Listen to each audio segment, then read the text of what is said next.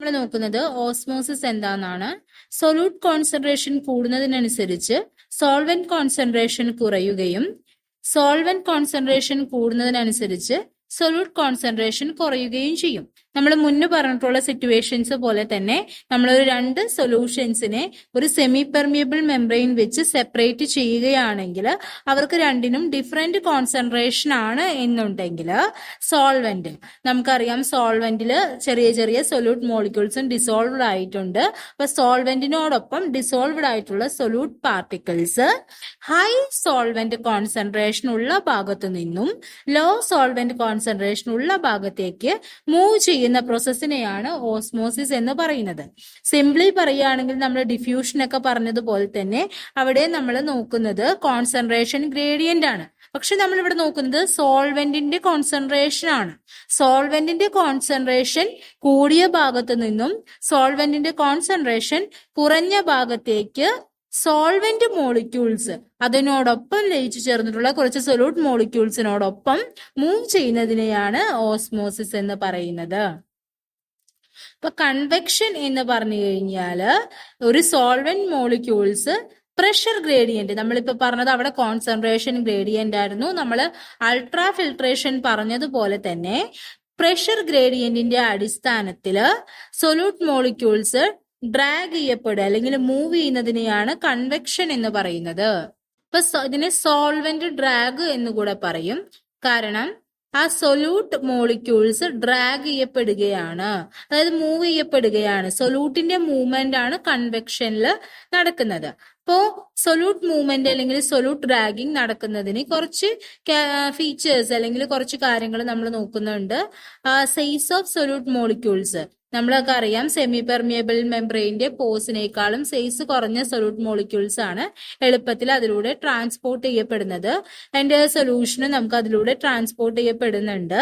Larger ആയിട്ടുള്ള solute ആണെങ്കിൽ വളരെ സ്ലോലി മാത്രമേ ട്രാൻസ്പോർട്ട് ചെയ്യപ്പെടുള്ളൂ. അതിന്റെ റേറ്റ് വളരെ സ്ലോ ആയിരിക്കും. അതുപോലെ പോറോസിറ്റിയിൽ വ്യത്യാസം ഉണ്ടാവും. സൊല്യൂട്ട് മോളിക്യൂൾസിന് അനുസരിച്ച് സെമി പെർമിയബിൾ മെംബ്രെയിന്റെ പോറോസിറ്റി ഡിഫറെന്റ് ആയിരിക്കും. ഇപ്പൊ സീവിംഗ് കോഎഫിഷ്യന്റ് ഓഫ് മെംബ്രെയിൻ എന്ന് പറഞ്ഞു കഴിഞ്ഞാൽ ഒരു ഇക്വേഷൻ അവിടെ വരുന്നുണ്ട്. സീവിംഗ് കോഎഫിഷ്യന്റ് ഓഫ് മെംബ്രെയിൻ എന്ന് പറഞ്ഞു കഴിഞ്ഞാൽ ആ സെമി പെർമിയബിൾ മെംബ്രെയിന്റെ പോറോസിറ്റിനെയാണ് സീവിംഗ് കോഎഫിഷ്യന്റ് ഓഫ് മെംബ്രെയിൻ എന്ന് പറയുന്നത്. നമ്മൾ കാൽക്കുലേറ്റ് ചെയ്യുന്നത് concentration of solute on side B by concentration of side B. അതായത് നമ്മൾ പറഞ്ഞു രണ്ട് സൊല്യൂഷൻ ഉണ്ട്, അപ്പോ അതിനെ നമ്മൾ സെമി പെർമിയബിൾ മെംബ്രെയിൻ വെച്ച് സെപ്പറേറ്റ് ചെയ്തിരിക്കുകയാണെന്ന് പറഞ്ഞു. ഇപ്പൊ ഒരു സൈഡിനെ നമ്മൾ സൊല്യൂട്ട് എ എന്നാണ് പറയുന്നതെങ്കിൽ മറ്റേ സൈഡിനെ നമ്മൾ സൈഡ് ബി എന്നാണ് പറയുന്നത്. അപ്പൊ നമ്മൾ ആ ഒരു സെമി പെർമിയബിൾ മെംബ്രെയിന്റെ പോറോസിറ്റി അല്ലെങ്കിൽ sieving coefficient of the membrane അറിയണമെങ്കിൽ നമ്മൾ കോൺസെൻട്രേഷൻ ഓഫ് സൊല്യൂട്ട് സൈഡ് എനെ concentration of solute side B കൊണ്ട് ഡിവൈഡ് ചെയ്ത് കഴിഞ്ഞാൽ നമുക്കത് കിട്ടും. അതൊരു ഇക്വേഷൻ ഫോമിൽ ഓർത്ത് വെക്കുക. പോറോസിറ്റി അല്ലെങ്കിൽ sieving coefficient of the semi permeable membrane is equal to concentration of solute on side A divided by concentration of solute on side B. നമ്മൾ നോക്കുന്നത് ക്ലിയറൻസ് എന്താണെന്നാണ്. ഒരു ക്ലിനിക്കൽ സെറ്റിംഗ്സിൽ സൊല്യൂട്ട് പാർട്ടിക്കിൾസ് അല്ലെങ്കിൽ സൊല്യൂട്ട് റിമൂവ് ചെയ്യുന്നതിനെ measure ചെയ്യുന്നതിനെയാണ് നമ്മൾ clearance എന്ന് പറയുന്നത്. അതൊരു ടേം ആണ്. അതായത് റിമൂവൽ ഓഫ് സൊല്യൂട്ട് അതിന്റെ മെഷർമെന്റിന് നമ്മൾ യൂസ് ചെയ്യുന്ന ടേം ആണ് ക്ലിയറൻസ് എന്ന് പറയുന്നത്.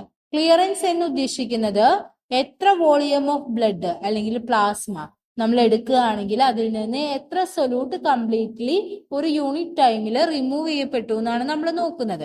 ഇപ്പോ നമ്മളൊരു 100 ml ബ്ലഡ് ആണെങ്കിൽ അതിൽ എത്ര ml യൂറിയ അതിൽ നിന്ന് റിമൂവ് ചെയ്തു എന്നാണ് നമ്മൾ ക്ലിയർ ചെയ്യപ്പെട്ടു എന്നാണ് നമ്മൾ ക്ലിയറൻസിൽ പറയുന്നത്. ഒരു ഹീമോഡയലൈസർ എടുക്കുകയാണെങ്കിൽ അതിന്റെ ഇൻലെറ്റില് നമ്മളൊരു 100 mg per ഡൈലൂഷൻ യൂറിയയുടെ കോൺസെൻട്രേഷൻ ഉണ്ട്. എന്നാൽ അത് ഔട്ട്ലെറ്റിൽ എത്തുമ്പോൾ, അതായത് അത് ഡയാലിസിസ് യൂണിറ്റിലൂടെ കടന്നുപോയി ഫിൽട്രേഷൻ കഴിഞ്ഞ് അത് ഔട്ട്ലെറ്റിൽ എത്തുമ്പോൾ അത് 10 mg per ഡൈലൂഷനായി കുറയുന്നു. അതായത് ഒരു 90% നമുക്ക് ഡയാലിസിസ് ചെയ്യുമ്പോൾ യൂറിയയുടെ അളവില് കുറവ് വരുത്താൻ നമുക്ക് സാധിക്കുന്നുണ്ട്. അതായത് യൂറിയ എവിടേക്ക് വ്യാപിക്കുന്നു? നമ്മുടെ ഡയാലൈസേറ്റിലേക്ക് വ്യാപിക്കുകയാണ് ചെയ്യുന്നത്, ഡയാലിസിസ് ഫ്ലൂയിഡിലേക്ക് വ്യാപിക്കുകയാണ് ചെയ്യുന്നത്. അവിടെ ഇതുപോലെ ഒരു കോൺസെൻട്രേഷൻ ഗ്രേഡിയന്റിനെ ആശ്രയിച്ചാണ് ആ ഒരു ക്ലിയറൻസ് നടക്കുന്നത്.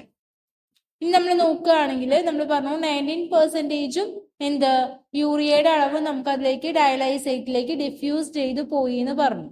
അപ്പോ നമ്മൾ ക്ലീനിങ് ബ്ലഡ് എടുക്കുകയാണെങ്കിൽ QB എന്ന് റെപ്രസെന്റ് ചെയ്യുന്നത് ബ്ലഡ് ഫ്ലോ റേറ്റ്.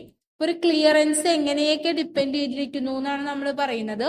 ഒന്ന് ബ്ലഡ് ഫ്ലോ റേറ്റും ഒന്ന് ഡയലൈസേറ്റ് ഫ്ലോ റേറ്റും ആണ്.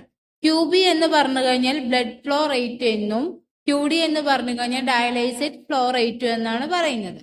ഇപ്പോ ബ്ലഡ് ഫ്ലോ റേറ്റ് ഒരു 100 ml/minute ആണെങ്കിൽ 90 ml ബ്ലഡും എന്താണ് നമുക്ക് യൂറിയ ക്ലിയർ ചെയ്തിട്ടാണ് നമുക്ക് കിട്ടുന്നത്.